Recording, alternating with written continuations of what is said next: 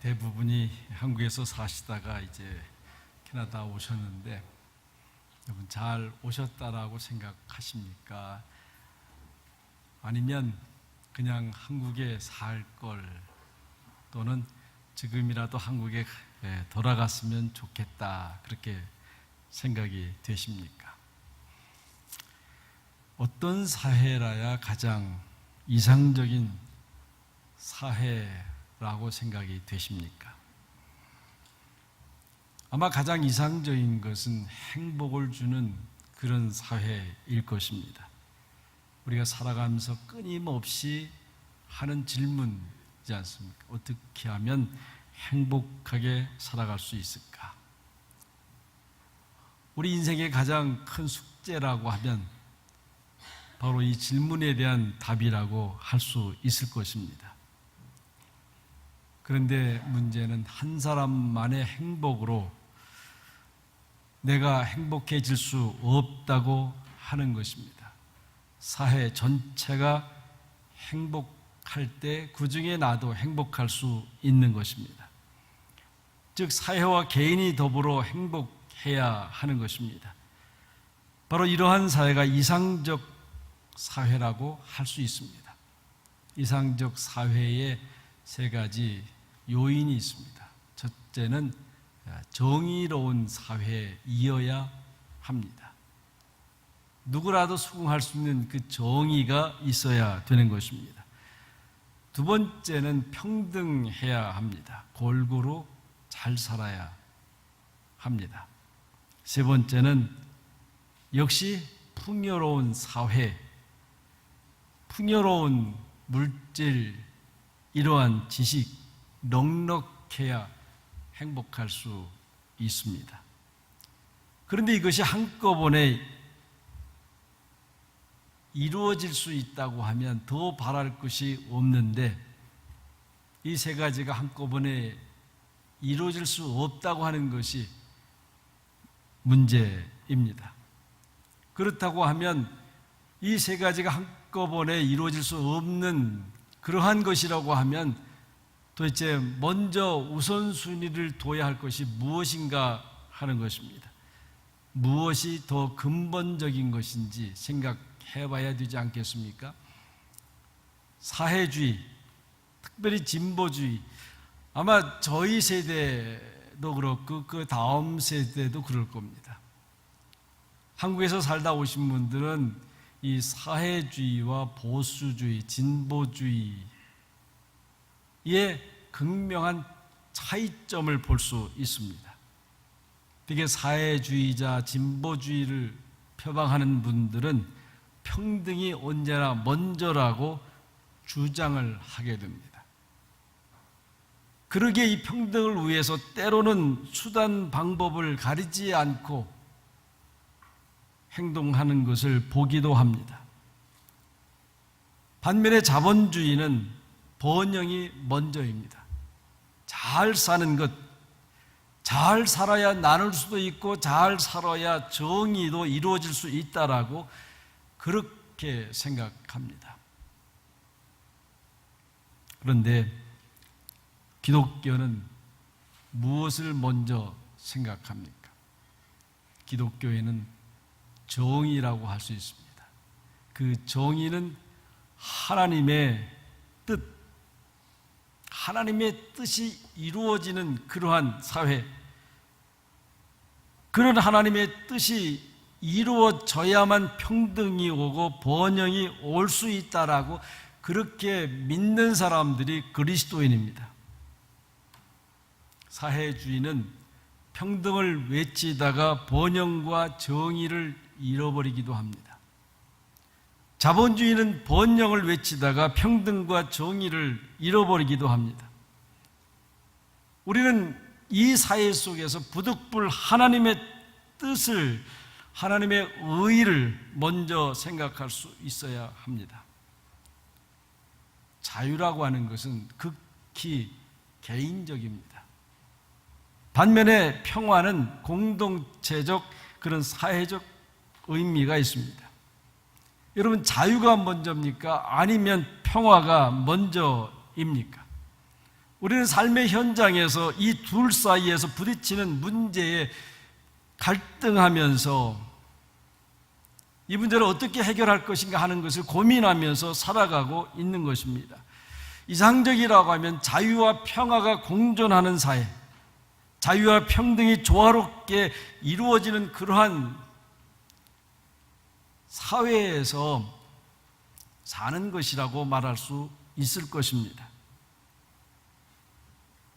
하나됨의 자유가 있고 자유함 속에서 하나가 되는 것, 어떻게 보면 각자 다른 환경 속에서 각자 다른 지식을 가지고 성장해온 저희들에게 하나됨이라고 하는 것은, 하나됨의 조화라고 하는 것은 꿈과 같은 이상적인 이야기라고 할 수 있을 것입니다. 이것을 구조적으로 해결하려고 얼마나 많은 사람들이 애써 노력을 하고 있습니다. 그래서 신학교에서 사회 구원이냐 개인 구원이냐 그런 질문을 계속합니다. 어떤 게 먼저냐? 사회 구조를 개혁하는 것이 먼저냐? 아니면 개인적 구원이 먼저라고 하는 그런 질문을 계속해서 던집니다. 그런데 이 구조적인 것을 해결하려고 할 때 더 많은 문제들이 발생한다고 하는 사실을 보게 됩니다. 여러분, 우리가 살아가면서 다른 사람의 자유를 위해서 내 자유가 빼앗겨서는 안 될 겁니다. 또 때로 전체를 위해서 내가 불이익을 당한다고 해서도 안 될 겁니다. 정말 이상적인 사회라고 하는 것은 바로 자유와 평화가 함께 있는 사회, 자유와 평화를 함께 즐길 수 있는 사람이 되어야 행복할 수 있습니다. 만약에 이것을 즐길 수 없는 사람이라고 하면 영원히 불행한 사람이 될 수 있습니다. 우리 삶 속에 유난히 튀는 경우들이 있습니다. 유별난 사람이 있지 않습니까? 유별난 사람. 그런데 왜 그런 현상들이 나타납니까? 적어도 나는 다른 사람과 달라야 된다라고 생각하기 때문에 그렇습니다. 나는 저 사람과 같지 않다고. 근데 여러분, 정말 덕 있는 사람은 어떻습니까? 내가 하는 것이 좋으면 다른 사람의 하는 것도 좋게 생각할 수 있어야 합니다. 다른 사람이 기뻐하는 것을 내가 함께 기뻐할 수 있는 마음, 다른 사람이 잘 되는 것에 대해서 박수를 쳐줄 수 있는 그러한 사람, 내가 더 잘 되고 저도 잘 될 수 있다고 하면 얼마나 좋은 것입니까? 우리 학위 논문에 막스주의와 초대교회를 비교한 논문들이 의외로 많습니다. 때로 우리는 막스주의와 초대교회를 같이 생각하는 분들도 가끔씩 계십니다. 근데 그것은 성경을 잘 모르기 때문에 그렇습니다. 여러분, 사회주의, 막스주의라고 하는 것은 소유가 중심에 있습니다. 그렇지만 기독교회는 소유보다 그 사람 자체의 존재에 중심을 둡니다. 기독교는 인간 자체입니다. 바로 그분의 마음, 내가 하나님의 자녀 되었다고 하는 것, 바로 그 한 사람의 인간성으로부터 시작이 됩니다. 그렇지만 사회주의는 어떻게 하면 물질을 분배하느냐, 그 물질의 분배의 흐름에 따라서 해결하려고 하는 것입니다. 기독교의 윤리는 바로 베푸는 윤리라고 할 수 있습니다. 베푸는 윤리. 자원적으로 사랑하는 마음으로 베풀어서 평등하게 되어지는 것. 그래서 오늘 초대교회, 그래서 되게 교회 문제를 얘기할 때 늘 하는 얘기가 있습니다. 초대교회로 돌아가자. 초대교회 정신을 이어받자. 여러분, 우리는 어떤 일이 잘 안 될 때는 하던 일을 멈추고 다시 처음으로 돌아가서 무엇이 잘못되었는지를 생각해야만 고쳐갈 수가 있습니다. 교회도 마찬가지입니다. 사람이 모인 것이고 사람이 계획하고 사람이 일을 진행하고 점점점 사람이 중심이 되어 가는 교회가 될 때 문제가 생깁니다. 그래서 우리는 초대교회로 돌아가자. 그 초대교회가 어떤 교회입니까? 첫째는 성령이 충만한 교회. 그래서 세상과 상관없이 하나님의 은혜를 충분히 받습니다. 그리고 하나님 앞에 감사하게 돼요. 한 사람 한 사람이 예수 믿고 구원 받고 세상과 상관없이 무한한 자유를 누리는 은혜 공동체가 바로 초대 교회의 모습입니다. 오늘 잘 나타난 것이 32절입니다. 믿는 무리가 한 마음과 한 뜻이 되어 모든 물건을 서로 통용하고 자기 재물을 조금이라도 자기의 것이라 하는 이가 없더라. 이게 초대교회의 모습이에요. 그래서 어떻게 됐어요? 가난한 자가 없다. 옛날 성경에는 핍절한 자가 없다라고 그렇게 표현하고 있습니다. 근데 이 말씀은 우리가 신명기서 15장에 올라가면 예언으로 되어진 말씀입니다. 거기에 보면 내가 만일 내 하나님 여호와의 말씀을 듣고 내가 오늘날 내게 명하는 그 명령을 다 지켜 행하면 네 하나님 여호와께서 내게 유업으로 주신 땅에서 내가 정령 복을 바리니 너희 중에 가난한 자가 없으리니, 그런 말씀합니다. 우리 다 잘 살고 싶지 않습니까? 다 행복해지고 싶지 않습니까? 다 평화를 누리고 싶지 않습니까? 그런데 왜 불안하고 왜 자유를 뺏기고 불평등하게 살아가고 있습니까? 그것은 오늘 말씀이 그렇게 얘기하는 거예요. 네 하나님 여호와의 말씀을 듣고 내가 오늘날 내게 명하는 그 명령을 지켜 행하면 가난한 자가 없다고 그랬는데 우리가 안 한 겁니다. 안 한 거. 못한 게 아니라 안 한 겁니다. 이어서 6절에 보면 하나님 여호와께서 내게 허락하신 대로 내게 복을 주시리니 내가 여러 나라에 꾸어 줄지라도 너는 꾸지 아니하겠고 내가 여러 나라를 치리할지라도 너는 치리함을 받지 아니하리라. 뭐라 그랬습니까? 여호와의 말씀을 순종하고 명령을 다 지켜 행하면 꾸어질지라도 꾸어주지 않게 된다고 말씀하고 있어요. 혹시 여러분, 우리가 꾸는 자가 있으면 하나님 앞에 회개할 수 있어야 돼요. 하나님이 자비가 없는 것이 아니고요. 하나님이 능력이 없어서가 아니라 내가 하나님의 말씀을 듣고 순종하지 않았기 때문에 지금의 결과가 온 거예요. 지난 시간에도 그런 말씀 드렸잖아요. 우리는 하나님의 말씀에 순종하는 우리의 대신이 잘못됐다고. 여호와의 말씀을 지키면 번영하게 해주시겠다고, 평등하게 해주시겠다고, 자유를 주시겠다고 그렇게 약속했습니다. 그 모습이 바로 초대교회에 나타난 그 모습이에요. 적어도 우리가 그 초대교회의 모습이 우리의 삶의 모델이라고 한다면, 교회의 모델이라고 한다면 우리는 그렇게 되려고 몸부림치기도 하고 애를 쓰기도 해야 되는 것 아닙니까? 하나님의 말씀에 순종이 먼저예요. 하나님의 사랑, 그 사랑에 대한 바른 이해가 있어야 돼요. 우리의 삶 속에서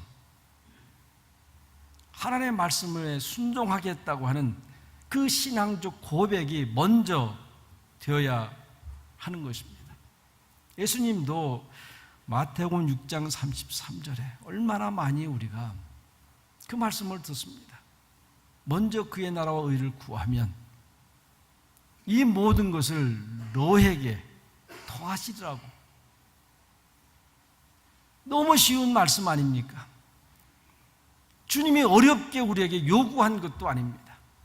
먼저 그의 나라와 의를 구하면 모든 것을 더해 주시겠다라고, 플러스 주시겠다고 그렇게 약속해 주지 않습니까? 그런데 하나님의 말씀을 저버리면 흉년이 오고 무질서해, 폭력이 되고,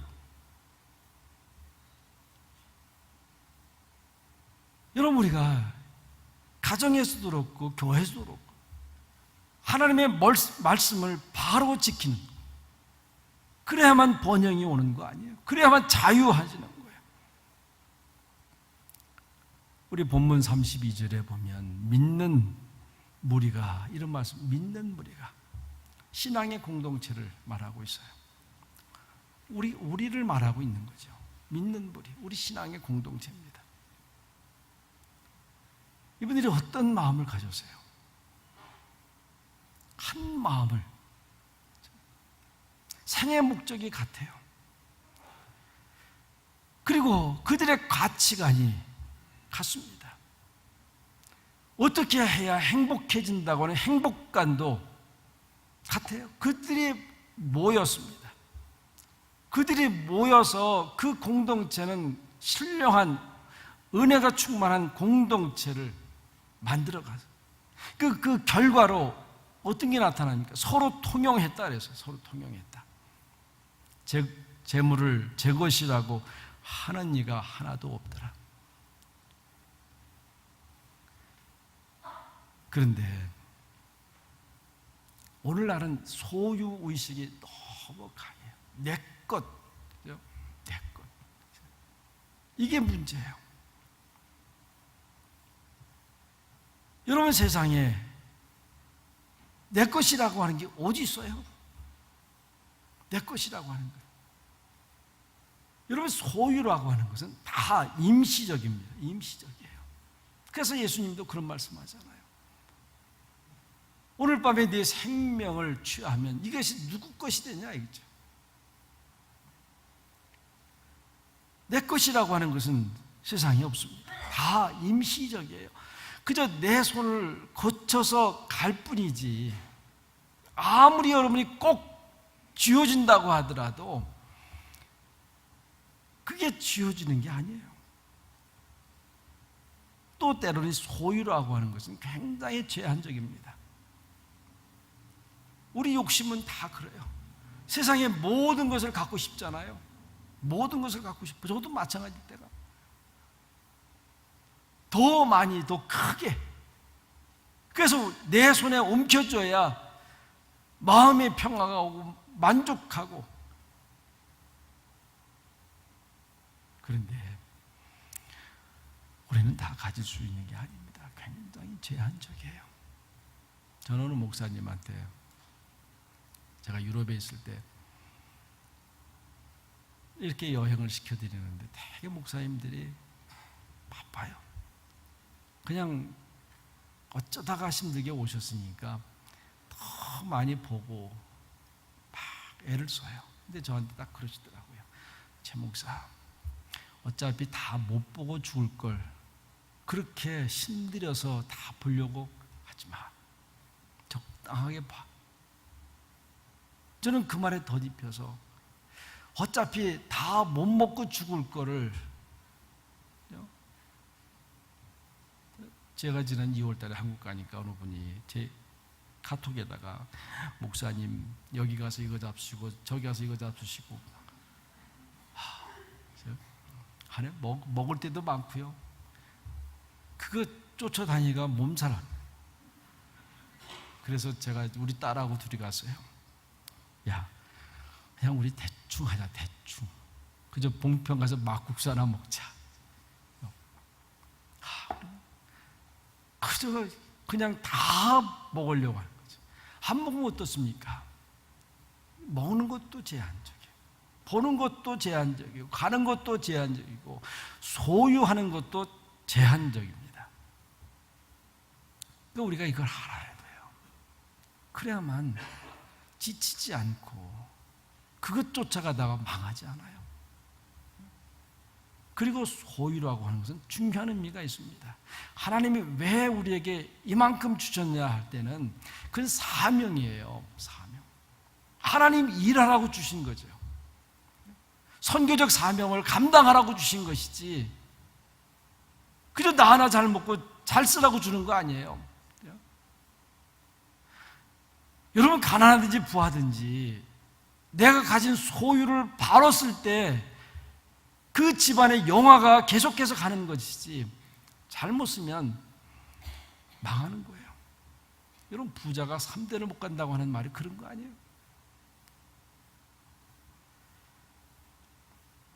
오늘 성경 본문에 보면 욕심도 없고 정욕도 없어요. 그냥 같이 나누는 아름다움이 있습니다. 서로 자기 것을 자기 것으로 하지 않고 필요에 따라 나눠준다. 아랍 사람들에게 멋있는 말이 하나 있습니다. 빵을 가진 자는 가지지 못한 자의 채무자다. 멋있지 않아요? 빵을 가진 자는 가지지 못한 자의 채무자다. 말이 됩니까? 지가 잘못해서 가난한 건데 내가 빵을 가졌다고 해서 어떻게 내가 저 사람한테 빚을 진 거냐, 그렇게 할 수 있어요. 근데 이 사람들은 삶의 게 철학이에요. 빵을 가진 사람은 빵을 갖지 못한 사람, 가난한 자에게 빚진 자다, 그렇게 했습니다. 제가 이집트 가니까 이렇게 여행하다가 자동차 사고가 난 것을 봤어요. 근데 가이드가 그때 그렇게 설명하더라고요. 여기는 누가 잘못해서 사고 났냐가 문제가 아니라 누가 가진 자냐 못 가진 자냐. 그래서 차 수리비를 가진 사람이 물어내게 돼 있대요. 아, 이거 멋있더라고요. 멋있지 않아요? 제가 좀 진보주의인가요? 여러분, 가난한 사람은, 여러분 보세요. 여러분, 가난한 사람은 빚지면 정말 헤어나기 어렵잖아요. 그죠? 그러나 가진 사람들은 그 별로 개의치 않아요. 저는 차 이렇게 가끔 누가 이렇게 찍어 놓고 갈 때가 있어요. 또 때로 현장에서 그걸 붙여놓고 하는 분도 있어요. 그래서 전화해서 나도 가끔 나무차를 찌그러질 때도 있고 내가 스스로 차도 쓰다 보면 찌그러질 때도 있는데 큰 사고 아닌 다음에는 그렇게 별 문제가 안 된다고. 여러분, 저는 여러분들한테 그렇게 하고 싶어요. 정말 큰 사고가 아니면 그저 1cm 이렇게 흔집 난 거 돈 달라고 하지 마세요. 그냥 나도 그럴 때가 있는데 괜찮다고. 쓰다 보면 다 그런 거 아니냐고. 얼마나 마음이 좋아요. 그냥 어떤 사람은 어떻게 해서라도 더 받아먹으려고. 죄송하지만 그거 받아서 쓰신 분들 그것 때문에 부자가 됐습니까? 그것 때문에 혹시 넉넉하게 됐습니까? 아니에요. 아우구스티누스는 그런 얘기를 합니다. 부자는 가난한 자의 것까지 소유한 자다. 부자는 가난한 자의 몫까지도 가지고 있는 사람이에요. 당신이 부자가 안 됐었으면 이 사람이 가난한 사람이 안 됐을 터인데 당신이 많이 가지고 있기 때문에 이 사람이 가난하게 됐다, 그렇게 생각하는 거예요. 그렇게 생각. 예수 믿는 사람은 얼마나 멋있습니까? 그걸 강제로 할 수 있는 거 아니지만 그런 마음을 갖고 산다면, 내가 부자이기 때문에 저 사람이 가난해졌다라고 생각할 수 있다고 하면 내가 할 수 있는 일이 얼마나 많이 있습니까?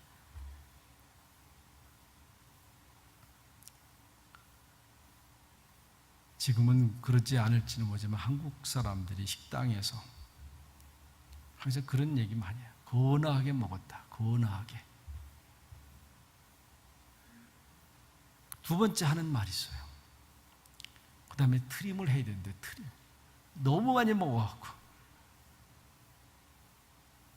그 다음에 세 번째는 이빨 한번 쑤셔야 된다. 너무 잘 먹어서 이빨 쎄 껴서. 어느 분이 그러더라고요.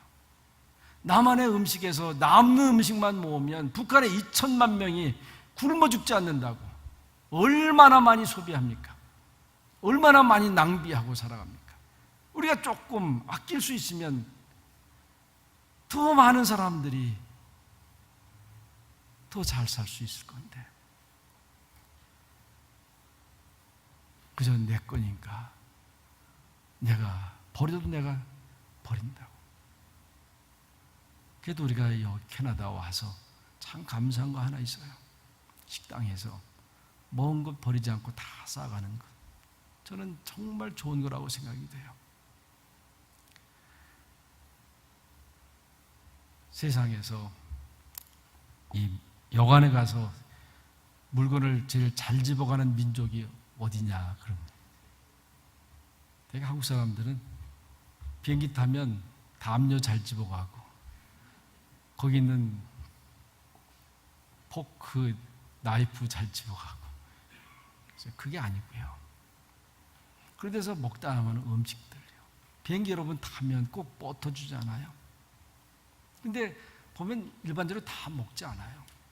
조금 남잖아요. 근데 독일 사람들은요, 그거 다 모아요.